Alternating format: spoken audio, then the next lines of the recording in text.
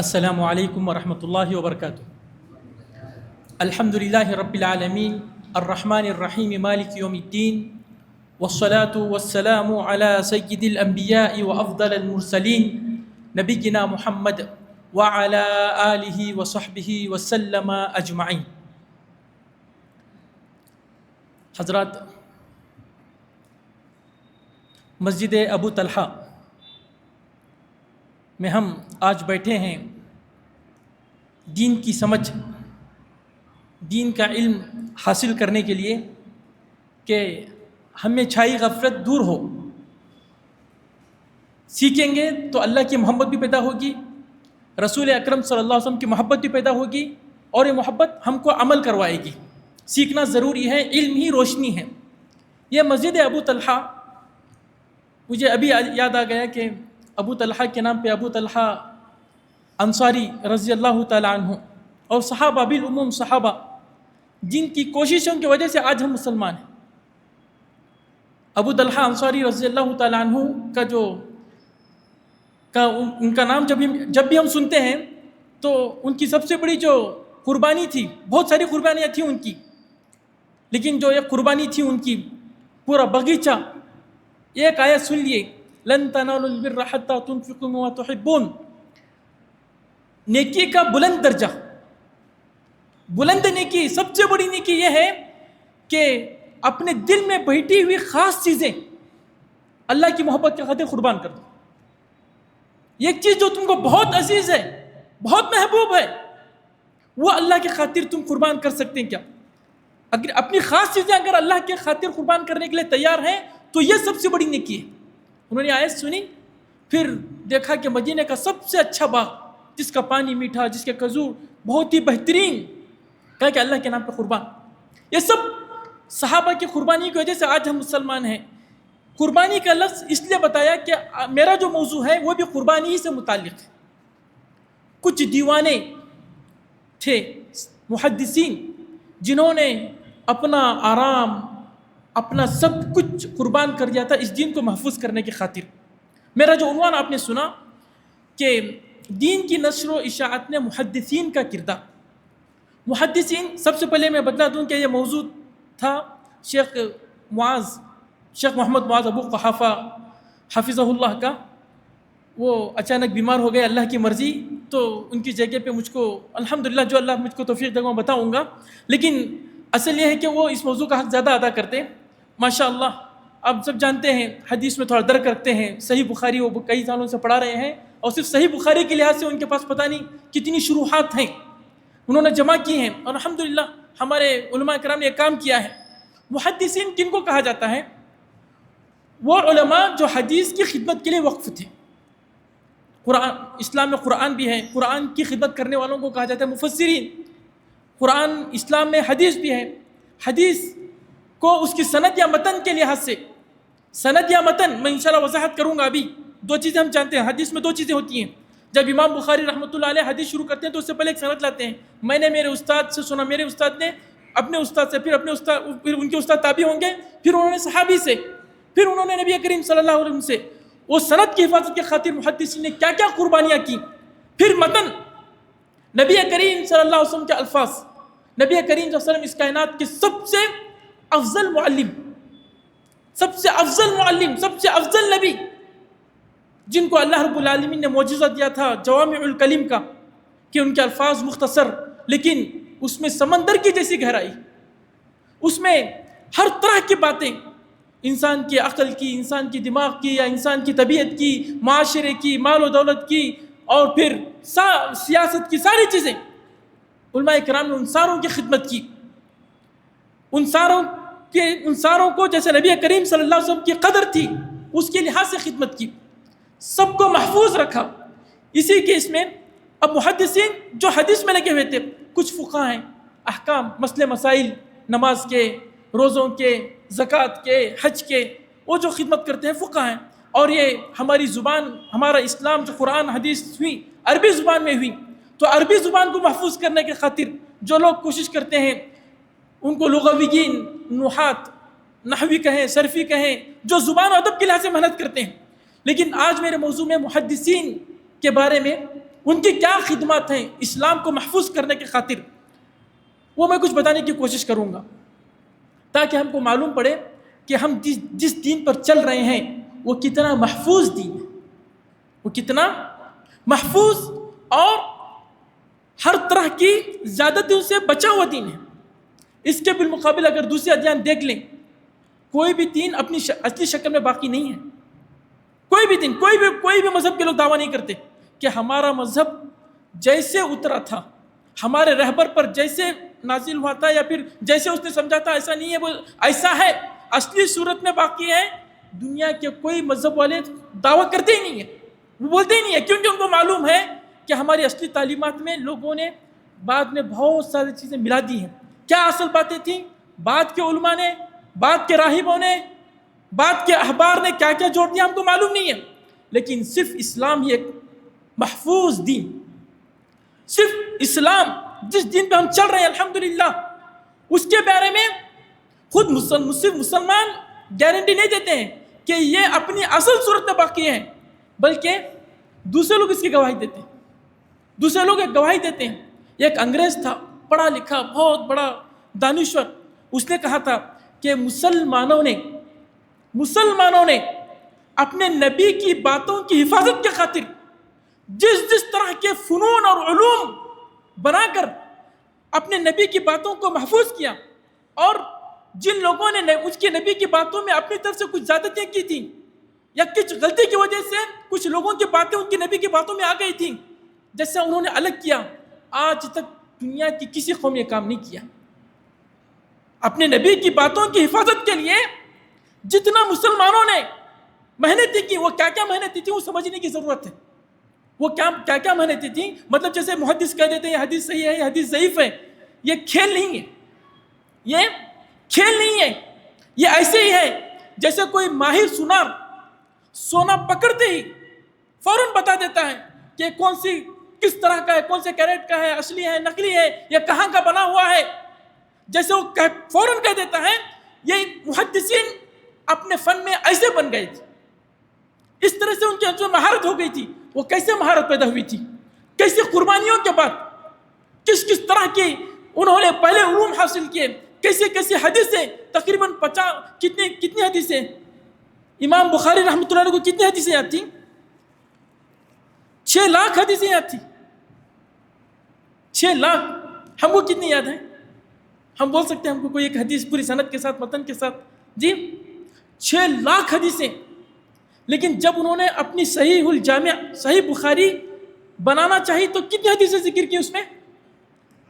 جی 6000، اور بھی اس میں پورے تکرار کے ساتھ نکالی تو صرف کتنے؟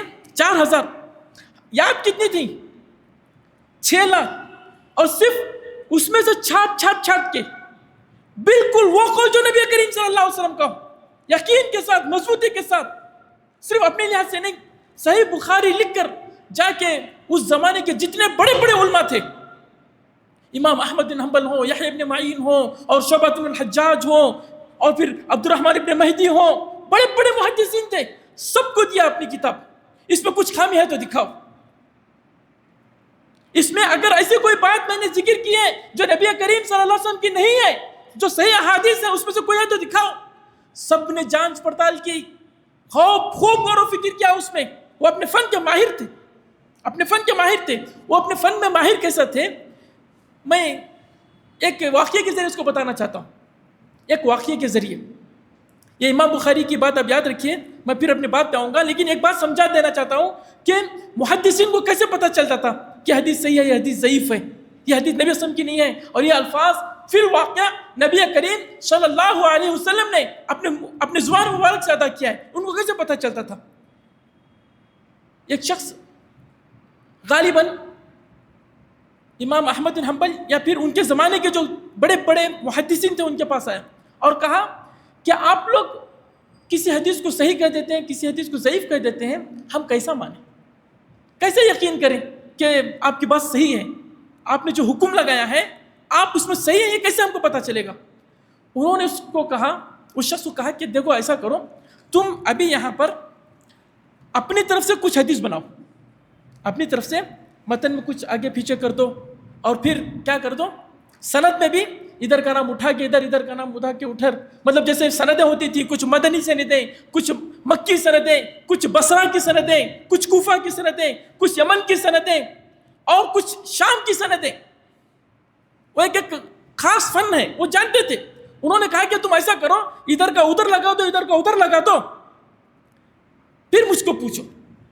تو اس نے ایسے ہی کیا، اپنی طرف سے اٹھا کے یہ سند نکال کے اس حدیث اس متن پہ لگایا. متن یعنی رسول کا قول، اور سند جو سلسلہ ہوتا ہے اس کا ادھر لگایا، اس کا ادھر لگایا. اور سند میں بھی بصرہ کی جگہ کسی کوفہ کے آدمی کو لا کے رکھا، اور کوفہ کے آدمی کی جگہ کسی عراق کے آدمی، وہ یمن کے آدمی کو لا کے رکھا. ایسا کچھ اس نے گڑبڑ کر دیا.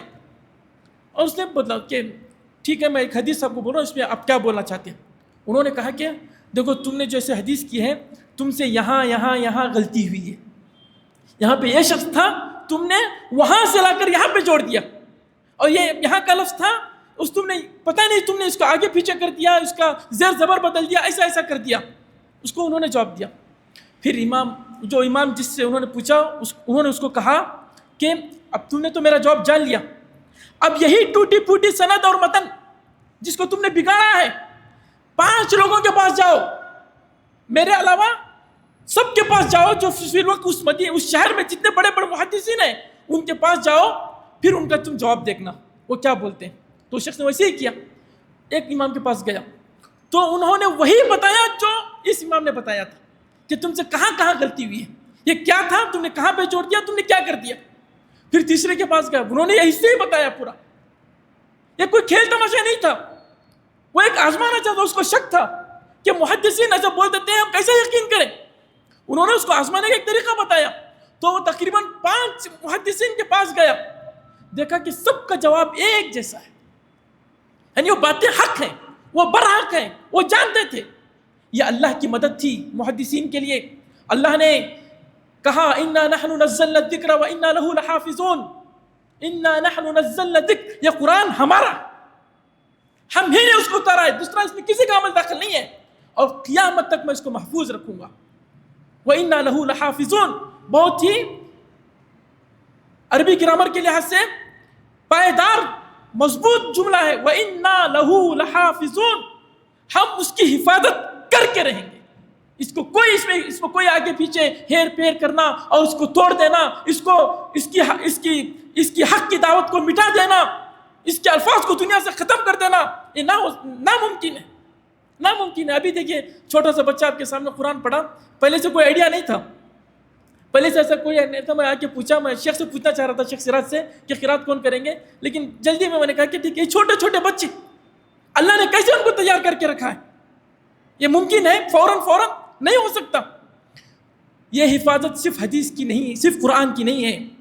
جو اللہ کا وعدہ ہے اِنَّا نَحْنُ نَزَّلْنَا الذِّكْرَ وَإِنَّا لَهُ لَحَافِظُونَ، کیا اس قرآن کو ہم نے نازل کیا ہے، ہم ہی اس کے محافظ ہیں. اس میں علماء کرام کا اجماع ہے، تقریباً اجماعی کے الفاظ علماء کرام نے بیان کیے ہیں کہ یہاں پہ ذکر سے مراد صرف قرآن نہیں ہے، بلکہ اس قرآن کی شرح کرنے والی، اس قرآن کے احکام کو بیان کرنے والی حدیث بھی ہے. کیونکہ حدیث محفوظ نہیں ہے تو پھر قرآن محفوظ نہیں رہے گا. یعنی قرآن میں ایک ہے اقیم الصلاۃ، اس کی شرح پوری حدیث میں ہے. اگر حدیث محفوظ نہیں رہے گی تو پھر اقیم الصلاۃ کیسے محفوظ رہے گا. تو علماء کرام نے اس سے یہ کہا کہ اللہ کا یہ جو وعدہ ہے کہ قیامت تک یہ محفوظ رہیں گے، صرف قرآن نہیں بلکہ اس قرآن کا بیان، اس قرآن کی شرح کرنے والی، اس قرآن کے احکامات کو کھول کر بیان کرنے والی یہ حدیث ہے. حدیث محفوظ ہے. حدیث محفوظ ہے، اس کے لیے اللہ نے محدثین کو پیدا کیا. میں نے آپ کو ایک واقعہ بیان کیا کہ محدثین کا حکم کیسے ہم یقین کر سکتے ہیں. ایسے ہی ہوا امام بخاری کے ساتھ. امام بخاری کی بات ابھی میری مکمل نہیں ہوئی تھی، یہ مکمل کر کے پھر امام بخاری کی صحیح پہ آتا ہوں. امام بخاری رحمۃ اللہ علیہ، سبحان اللہ، ان کی ماں کا جذبہ، ان کی ماں کی دعا، ان کے ماں کا اللہ سے کیا تعلق تھا پتہ نہیں. بچہ جب پیدا ہوا تو اندھے تھے. ان کی ماں نے وہ اللہ کے ساتھ وہ خلوص دل کے ساتھ دعا کی کہ ان کی بینائی واپس آ گئی. اور انہوں نے کیا تربیت کی ہوئی کہ اللہ تعالیٰ جانتا ہے. بچپن ہی میں ان کا نام مشہور ہو گیا. بچپن ہی میں امام بخاری رحمۃ اللہ علیہ کی ذہانت، فطانت اور دین کی ان کی محبت اور حفظ حدیث میں ان کا مقام مشہور ہو گیا. لوگوں میں ان کا نام پھیل گیا تھا. اور انہوں نے امام بخاری رحمۃ اللہ علیہ نے روات پر کتابیں لکھی، مطلب کون سے راوی صحیح، کون ثقہ، کون ضعیف، اور کس میں خلل آ گیا تھا، ایک ایک آدمی کے بارے میں جو پوری تحقیق ہوتی ہے، جس کو جرح و تعدیل آپ نام سنے ہوں گے کبھی، مطلب جتنی سندیں ہیں تقریباً 5 لاکھ راوی ہیں، مطلب جتنی ہماری کتب ستہ ہے، صحیحین اور صحیحین، سنن نسائی، سنن ترمذی، سنن ابی داؤد، سنن ابن ماجہ، یہ 6، پھر اس کے ساتھ مسند امام احمد بن حنبل، پھر دارمی کی کتاب، پھر اور جو بہت ساری کتابیں ہیں، ساروں میں جو روات پائے جاتے ہیں، جو سند میں نام پائے جاتے ہیں، ان کی تعداد کتنی ہے؟ 5 لاکھ ہے۔ 5 لاکھ کے قریب وہ متن میں، سند میں پائے جانے والے راوی، ہمارے محدثین نے ہر ایک کے بارے میں تحقیق کی، اس صحیح وہ ایسا آدمی ہے کہ اس کی بات لی جا سکتی ہے یا نہیں لی جا سکتی ہے تو خلل اس کے یاد کرنے میں تھا، یا اس کے دینداری میں تھا، یا اس کے تعامل میں تھا، سب ایک ایک چیز کی تحقیق کی ہے۔ امام بخاری رحمۃ اللہ علیہ ابھی چھوٹے تھے، انہوں نے ان روات کے بارے میں کتاب لکھی، مسجد نبوی میں بیٹھ کر، ریاض الجنہ میں، جس کو التاریخ الکبیر، التاریخ الصغیر، التاریخ الاوسط کے نام سے جانا جاتا ہے۔ اس میں روات کی اسی وقت انہوں نے بحث کر لی، چھوٹے، زیادہ بڑی عمر نہیں تھی، جیسا کہ روایتوں میں آتا ہے، تقریباً جیسا مجھ کو یاد آ رہا ہے 13 سے 14 سال کی عمر میں روات جو سند میں لوگ پائے جاتے ہیں ان کو انہوں نے جان لیا تھا، اس کے جان ہی نہیں لیا، کتاب لکھی ان پہ۔ اللہ نے ان کو چن لیا تھا حدیث کی خدمت کے لیے۔ اللہ جب کوئی چیز چاہتا ہے تو اللہ تعالیٰ اس کو پورا کرتا ہے، اللہ اس کو اسباب اس کے بناتا ہے، اس کو پورا کرتا ہے۔ اللہ نے ان کو چن لیا تھا۔ جب انہوں نے اس کے بارے میں لکھی، جب حدیث جمع کرنا چاہا تو میں نے بتایا کہ ان کو کتنی حدیث، اچھا میں بتانا رہا تھا کہ لوگوں میں ان کے بارے میں مشہور ہو گیا تھا کہ امام بخاری رحمۃ اللہ علیہ حفظ حدیث میں بڑے ماہر ہیں، امام کے درجے پہ پہنچ رہے ہیں، جا رہے ہیں، ابھی وہ امام بن جائیں گے۔ تو ایک مرتبہ وہ ایک شہر پہ آئے، جی کون سے شہر میں آئے؟ کوفہ کے شہر، وہ بخارا کے تھے، گھومتے رہتے تھے حدیث جمع کرنے کے لیے۔ کتنا گھوما انہوں نے؟ امام بخاری رحمۃ اللہ علیہ حدیث جمع کرنے کے لیے جو چکر لگائے پوری دنیا کے، عراق سے نکلے، پھر حجاز کو آئے، مکہ مدینہ، پھر شام کو گئے، جو آج کل فلسطین کا ایریا ہے، فلسطین سیریا کا ایریا، پھر وہاں سے مصر، ایجپٹ، پھر وہاں سے پھر یمن، جو گھوما انہوں نے اس کا علماء نے اندازہ لگایا تو 14,000 کلومیٹر، 14,000 کلومیٹر وہ گھومے ہمارے اس دین کی حفاظت کی خاطر۔ ایسے ہی نام نہیں ملا امام بخاری کا، ایسے ہی نہیں کہا جاتا کہ ان کی کتاب اس کائنات میں اللہ کے کلام کے بعد سب سے اچھی کتاب ہے، سب سے صحیح کتاب ہے، یوں ہی نہیں یہ جملے ملتے یا احساس یوں ہی نہیں ملتا۔ 16,000 کلومیٹر وہ گھومے ہیں ایک ایک حدیث کی جانچ پڑتال کے لیے، صحیح ہے ضعیف ہے کیا ہے سب جاننے کے لیے۔ تو کیا ہوا، ان کے بارے میں پتہ چلا، تو پھر وہ کوفہ کو آئے۔ تو جب کوفہ کو آئے تو اب وہاں کے لوگوں کو یہ پتہ چلا کہ بخاری آ رہے ہیں، نام تو بہت سنے ہیں، پرکھ کے بھی دیکھتے ہیں کہ حقیقت میں علم ہے یا نہیں ہے، جانتے ہیں کہ نہیں جانتے ہیں۔ تو کوفہ والوں نے کیا کیا، 10 لوگوں کو ان کے آنے سے پہلے ریڈی کر دیا، کیا تم 10 لوگ کیا کرنا، حدیث سے خلط ملط کر دینا، سند کی یہاں کی اس کی سند اٹھا کے ادھر اس کے متن کو، اور اس کا متن اٹھا کے اس کے سند کو، اور سند میں بھی کچھ گڑبڑ کر دینا، نہ بیچ میں نام سے حذف کر دینا جی، اور پھر یا تو 2 حذف کر دو نام، یا تو 3 حذف کر دو، یہ پوری چیزیں ہیں۔ ایسا انہوں نے کچھ امام بخاری کا حافظ جاننے کے لیے اس طرح سے 10 حدیثیں 10 آدمیوں کو ریڈی کر کے غلط حدیثیں ان کو یاد کرا کر رکھی۔ جب امام بخاری رحمۃ اللہ علیہ مسجد میں داخل ہوئے تو کہاں بخاری آ گئے، سب لوگ جمع ہو گئے۔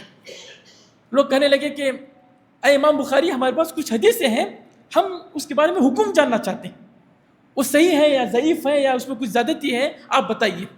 تو ایک آدمی نے حدیث پیش کی، امام بخاری خاموش رہے، کچھ نہیں بولے۔ پھر دوسرے نے پیش کیا، امام بخاری خاموش، کچھ نہیں بولے۔ تیسرے نے پیش کیا، امام بخاری خاموش، چن رہے، کچھ نہیں کہا۔ لوگوں میں چہمی گمیاں شروع ہو گئی، ارے بڑے نام سنتے تھے ان کا، بڑا نام سنتے تھے کہ ان کو تو احادیث کا پورا ذخیرہ یاد ہے، سند پہ پوری طریقے سے درک حاصل ہے، اور ہم نے یہاں پہ غلط حدیثیں پیش کر رہے ہیں، اور بخاری کیا کر رہے ہیں؟ خاموش سن رہے ہیں۔ امام بخاری نے کوئی جواب نہیں دیا، پورے کے پورے 10 حدیثیں انہوں نے سن لی، پورے کے پورے 10 حدیثیں سن لی، پھر وہ لوگ جا کے بیٹھ گئے۔ اب امام بخاری رحمۃ اللہ علیہ شروع ہوئے۔ امام بخاری رحمۃ اللہ علیہ اب اپنا علم کی گہرائی بیان کرنے لگے کہ پہلے شخص نے آ کر ایسے حدیث بیان کی وہ غلط ہے، صحیح ایسے، دوسرے شخص نے آ کر ایسے غلط حدیث بیان کی۔ مطلب امام بخاری رحمۃ اللہ علیہ وہ صحیح حدیث کی حدیث صرف وہ نہیں بول رہے بلکہ اس نے کیا غلط پڑھا تھا، اس نے توڑنے والے نے امام بخاری رحمۃ اللہ علیہ کو جانچنے کے لیے، ان کے امتحان کے لیے جو انہوں نے حدیث میں کچھ گڑبڑ کی تھی، ہیرا پھیری کی تھی، امام بخاری نے اس کو بھی یاد رکھا کہ تم نے دوسرے شخص نے ایسے کہا تھا حالانکہ صحیح ایسے ہے۔ پھر تیسرے شخص کے بارے میں کہا کہ تیسرا شخص نے یہاں ایسا کہا تھا، یہاں پہ غلطی ہے، صحیح یہ ہے۔ تو پھر 10 حدیث کے بارے میں جب انہوں نے کر دیا تو پوری مسجد ان کے علم و فن کی معترف ہو گئی اور گواہی دینے لگی کہ ہاں حقیقت میں یہ امام ہے، حقیقت میں ان کو حدیث کا علم پوری گہرائی کے ساتھ حاصل ہے۔ یہ ہے محدثین کی خدمات، یہ ہے محدثین کی خدمات ہمارے دین کے خاطر، ہمارے دین کے خاطر۔ امام بخاری کی ان کو کتاب لکھنے کی ضرورت کیوں پیش آئی؟ ضرورت اس لیے پیش آئی کہ اس سے پہلے جب نبی کریم صلی اللہ علیہ وسلم کا زمانہ گزرا، دیکھیے اللہ کی حکمتیں ہوتی ہیں۔ اللہ رب العالمین نے نبی کریم صلی اللہ علیہ وسلم کو عرب ہی میں کیوں بھیجا؟ اس کی ایک حکمت علماء کرام نے بیان کی ہے کہ عرب کے لوگ ان کا حافظہ بڑا تیز رہتا تھا، وہ سب چیزیں یاد رکھ لیتے تھے، پورے خاندان کے نسب نامے۔ حضرت عائشہ رضی اللہ تعالی عنہ کو پتہ نہیں، اب جا کے ان کی سیرت پڑھیے، بہت کچھ ان کو یاد تھا۔ اس زمانے کے بڑے بڑے قصیدے ان کی زبان پہ تھی، بہت چیزیں ان کو یاد تھی۔ وہ عرب کے لوگ ایسے تھے کہ ایک بار سن لیے پتھر کی طرح نقش ان کے ذہن میں ہو جاتا تھا۔ یہ آخری دین کی حفاظت، یہ آخری دین جو قیامت تک رہنے والا ہے، اس کی حفاظت کے خاطر عرب جیسی بہادر، عرب جیسی یاد رکھنے والی، عرب کی جیسی غیرت مندی کی قوم کی ضرورت تھی، اس لیے اللہ تعالیٰ نے ان کو چنا تھا۔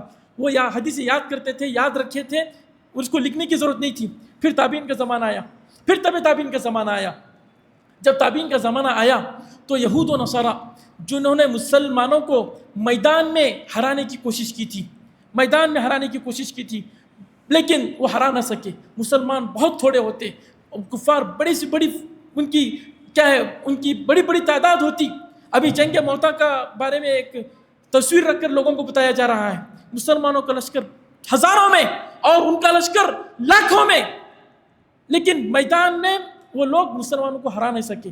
اللہ پر ایمان، اللہ پر سچا توکل، یہ مسلمانوں کی اصل طاقت تھی۔ مسلمان پوری دنیا فتح کرتے جا رہے تھے۔ یہود و نصارہ نے سوچا کہ اب مسلمانوں کو تو ہم میدان میں ان کا مقابلہ نہیں کر سکتے، ان کے دین کو بگاڑنا ہے تو کیا کرنا ہے؟ انہوں نے کہا کہ یہ مسلمان ان کی نبی کی سنت کے دیوانے ہوتے ہیں۔ یہاں پہ حدیث معلوم پڑتی ہے کہ نبی کریم صلی اللہ علیہ وسلم نے حکم دیا ہے، فوراً عمل شروع کر دیتے ہیں، کچھ نہیں سوچتے ہیں۔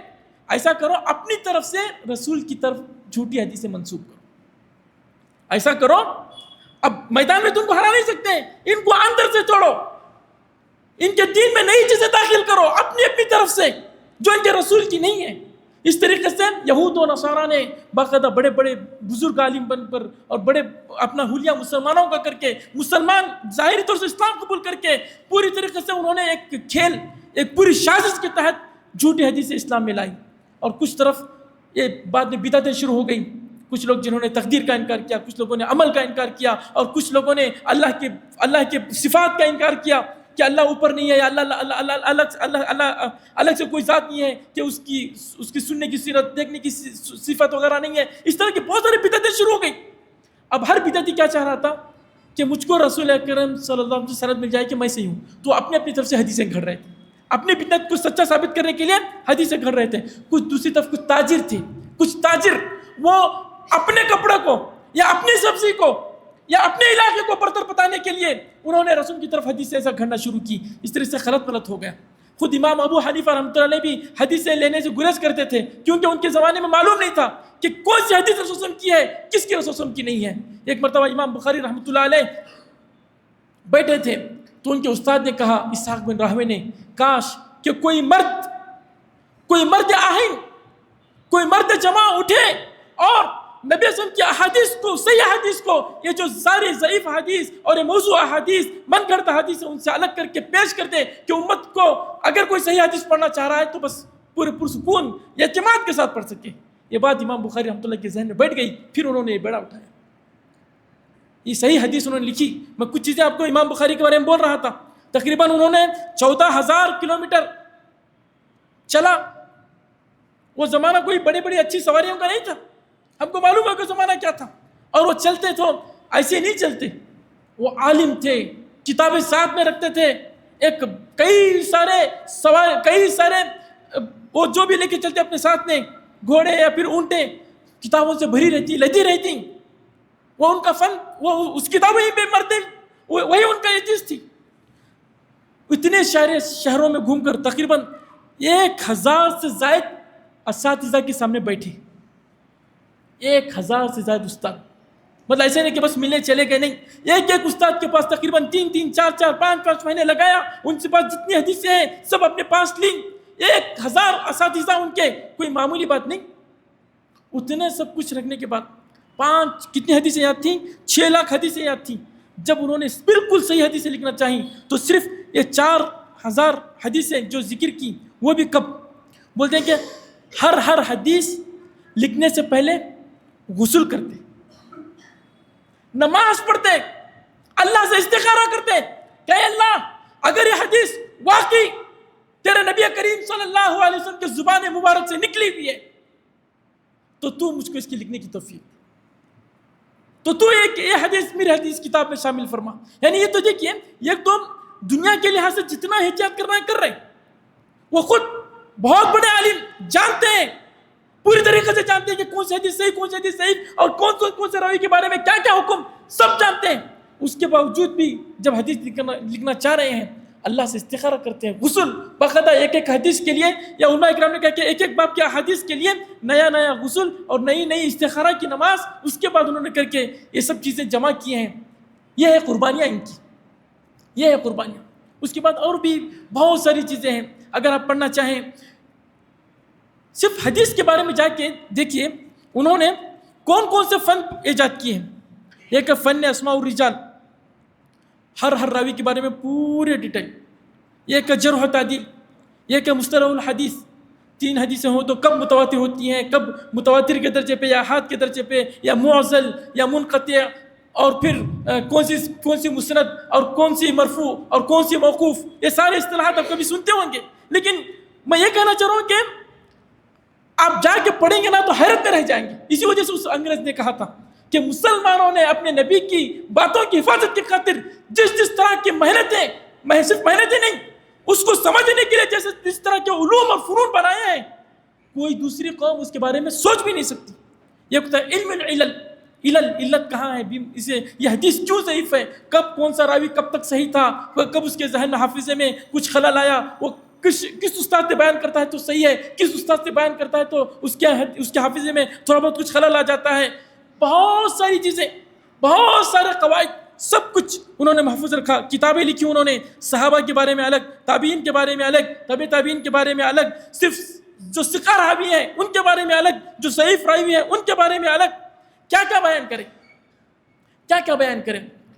یہ خدمات تھی ان کی. کچھ اس کے بارے میں ان کی خدمات دوسری ہیں. حدیث کے متن کے بارے میں، شرح حدیث. یہ مسجد میں آپ روزانہ سنتے ہوں گے، صبح میں درس قرآن، شام میں درس حدیث. نبی اصل نے یہ فرمایا ہے، اس کا معنی کیا ہے، اس کا مطلب کیا ہے، اس کا مفہوم کیا ہے. کتنی کتابیں آپ کو. فتح الباری، صرف فتح الباری جو انہوں نے کتنے سال میں لکھی تھی. فتح الباری جو صحیح بخاری کی شرح ہے، فتح الباری کتنی جلدیں ہیں؟ تقریباً 17 سے 18 20 تک جلدیں ہیں اس کی. کتنے سال میں لکھا؟ 20 سال میں لکھی. حالانکہ وہ امام ہیں، مطلب ان کو ضرورت نہیں تھی، وہ 6 مہینے میں لکھ دیتے. ان کے جو امام ابن حجر رحمۃ اللہ علیہ جتنے بڑے عالم تھے، ایک جو بڑا عالم ہوتا ہے اس کو چونکہ پہلے سے سمندر ہے، ان کا سمندر رہتا ہے، ان کو ضرورت نہیں ہوتی زیادہ سوچنے کی، زیادہ پڑھنے کی، کیونکہ ایک زندگی انہوں نے علم میں گزاری رہتی ہے. اتنے بڑے عالم ہوتے ہوئے بھی چونکہ بات مضبوط ہو، نبی کریم صلی اللہ علیہ وسلم کے بلند مرتبے کے مطابق، نبی صلی اللہ علیہ وسلم کے اقوال کی شرح بھی بہترین انداز میں ہو. انہوں نے 20 سال لگائے. اور کتنی بہترین شرح ہے, کتنی بہترین شرح ہے. وہ اسے پڑھتے جائیں ایک ایک حدیث. اگر صرف جو سبعۃ یظلھم اللہ فی ظلہ, ایک بار بار حدیث ہم پڑھتے ہیں, 7 لوگ جن کو اللہ تعالیٰ اپنے خاص عرش میں سایہ دے گا. سبعۃ کا لفظ کیوں آیا؟ پھر ذل سے مراد کیا ہے کیا نہیں ہے, یہی 7 لوگ کیوں ہیں, ان کے اندر کیا خصوصیت ہے, وہ نوجوان کی کیا بات, وہ اس بادشاہ کی کیا بات, وہ اس عورت کی کیا بات. آپ پڑھتے جائیے, وہ بڑے گہرے راز ہیں, بڑے گہرے راز ہیں. ہمیں فخر ہونا چاہیے, ہمیں فخر ہونا چاہیے کہ ہم ایسے نبی کی امت ہیں کہ جن کو اللہ تعالیٰ نے جوامع الکلم دیا تھا, کہ ان کے الفاظ مختصر, لیکن ان کو گزرے ہوئے 1450 سال گزر گئے. آج بھی ان کے احادیث کو کسی نے یہ نہیں کہا کہ یہ پرانی ہو گئی, پرانے زمانے کی باتیں ہیں جی, اب اس زمانے کا ساتھ نہیں دے سکتی. اللہ اکبر, اس میں اتنی بڑی گہرائی ہے, اتنی لذت ہے کہ نبی صلی اللہ علیہ وسلم نے یہی 3 کیوں فرمایا, یہاں پہ 5 کیوں فرمایا, پہلے یہ کیوں رکھا, دوسرے درجے میں اس کو کیوں رکھا, پہلے کا اس سے کیا ربط ہے. علماء کرام نے بہت بہترین شروحات لکھی ہیں. اصل علم یہاں پر ہے, اصل علم یہاں پر ہے. آپ جیسے قرآن کی تفسیر پڑھتے ہیں, ایسے حدیث میں پڑھنے کی کوشش کیجئے. بہت میرے پیارے نبی, وہ بہت افضل نبی, ان کی افضل باتیں. اور بتانا یہ ہے کہ ان محدثین نے نبی کریم صلی اللہ علیہ وسلم کے اس بلند مقام کا حق ادا کیا, بہترین سے بہترین شروحات لکھی. آپ پڑھیے, بہت مزہ آتا ہے, بہت مزہ آتا ہے. کچھ مختصر شروحات ہیں, کچھ ڈیپ کی شروحات ہیں. آپ پڑھتے رہیں گے تو خود ہم کو فخر ہوگا, ایک احساس ہوگا کہ الحمدللہ اتنی اچھی باتیں ہم کو نصیب ہوئی ہیں. میں آج کے درس میں یہی کچھ باتیں بتانا چاہ رہا تھا کہ محدثین کی کیا کیا خدمات ہیں. انہوں نے ہمارے عقیدے کو بھی, صرف حدیثیں نہیں لکھی, ہمارا عقیدہ امام بخاری اٹھا کر دیکھیں. امام بخاری عمل کے تعلق سے, اللہ کی صفات کے تعلق سے جتنے گمراہ فرقے ہیں سب پر رد کرتے ہوئے ہم کو رسول اکرم صلی اللہ علیہ وسلم سے صحیح طور سے جوڑنے کی کوشش کرتے ہیں. اللہ ان کی خدمات کو قبول فرمائے, اللہ ان کا درجات بلند فرمائے. ان سارے محدثین کو اللہ تعالیٰ نبی کریم صلی اللہ علیہ وسلم کا ساتھ نصیب فرمائے. انہوں نے جتنی محنت سے یہ ساری حدیثیں محفوظ طریقے سے کی ہیں, اللہ ہمیں توفیق عطا فرمائے کہ ان ایک ایک حدیث پر ہمارا عمل ہو. سبحان ربک رب العزت عما یصفون وسلام علی المرسلین والحمد للہ رب العالمین.